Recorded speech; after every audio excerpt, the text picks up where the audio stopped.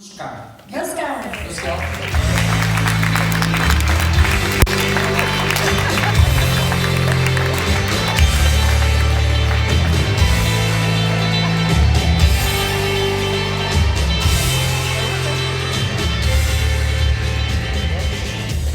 Alors Oscar, Jean-Michel Billot, il a beaucoup aimé ce projet. Pourquoi? Par ici, mon petit Bruno. Bruno, je suis là. Non mais Bruno, il est fatigué là, en ce moment.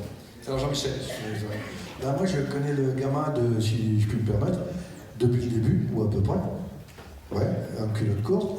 Et alors moi j'ai bien aimé, parce que j'aime bien un peu ce qui se fait, mais ce que vous n'avez pas remarqué, c'est qu'il va vers le dossier médical personnalisé.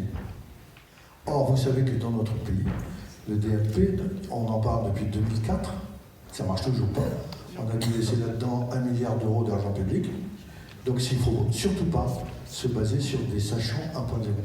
Donc il faut faire confiance aux jeunes. Et c'est ce que je disais tout à l'heure, messieurs du 440, faites gaffe aux gamins.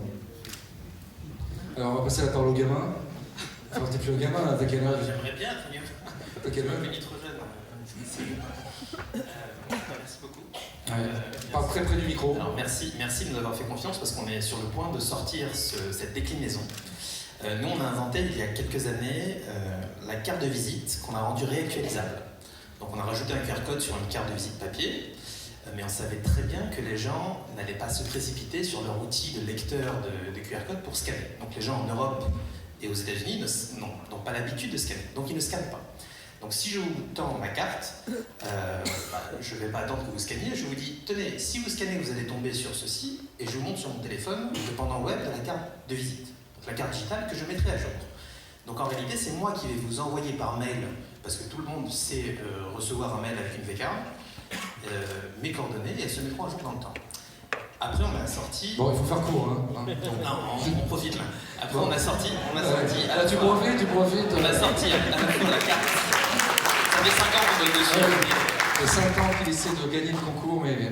On a sorti la carte ultime juste après en disant, plutôt qu'imprimer des cartes, réduisons de 90% les impressions, et on a une carte ultime juste pour l'élégance du geste, à la française. Ensuite, on a sorti le jean et on espérait que Gilles le porta aujourd'hui. Mais il ne l'a pas porté. Donc c'est juste pour donner mes coordonnées de façon sexy. Et en fait, pour faire un 180 degrés... Surtout pour les femmes. Ou pas. Si je veux aussi. Enfin, on va d'accord.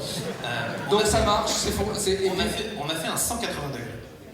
Et en se disant, et si, plutôt que renvoyer vers des coordonnées, on renvoyait vers des données vitales? Le principe est le suivant. Si je suis séropositif ou que j'ai un cancer, que je suis allergique de façon mortelle à l'arachide, il est possible que quelqu'un qui scannerait le code que j'ai mis sur mon casque de moto ou mon casque de ski, il est possible que quelqu'un puisse le scanner et me porter préjudice en tweetant « Vendez vos actions, il va mourir dans 6 mois ».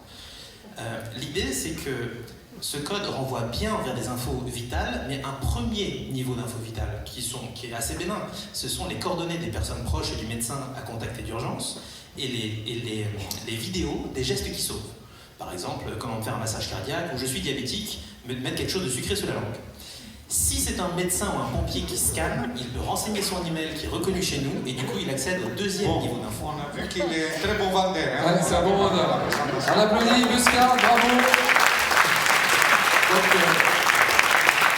j'ai un petit mot de commentaire sur ces 3 prix.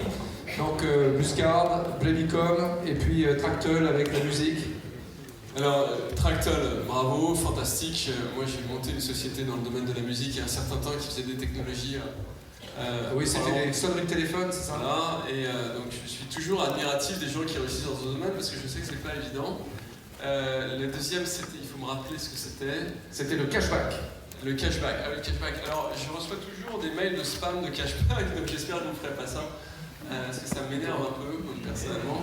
Et Yoram, bravo, Yoram est un ami. Effectivement, je me suis dit que j'étais un tout petit peu à la bourre et que si j'allais changer de jean pour lui faire plaisir, ça peut-être vous énerverait un peu. Donc j'ai un jean Caporal sur moi, c'est pas, j'ai acheté en même temps où j'ai été chercher ceux que tu m'as gentiment offert, mais il n'y a pas de QR code. Didier Fauque, donc ces innovations c'est bien, mais je dirais tout n'est pas exploitable dans l'entreprise. Tout n'est pas exploitable dans l'entreprise. Le problème principal en ce moment, c'est que ce foisonnement de data qui arrive, il faut la fédérer et puis il faut pouvoir l'utiliser.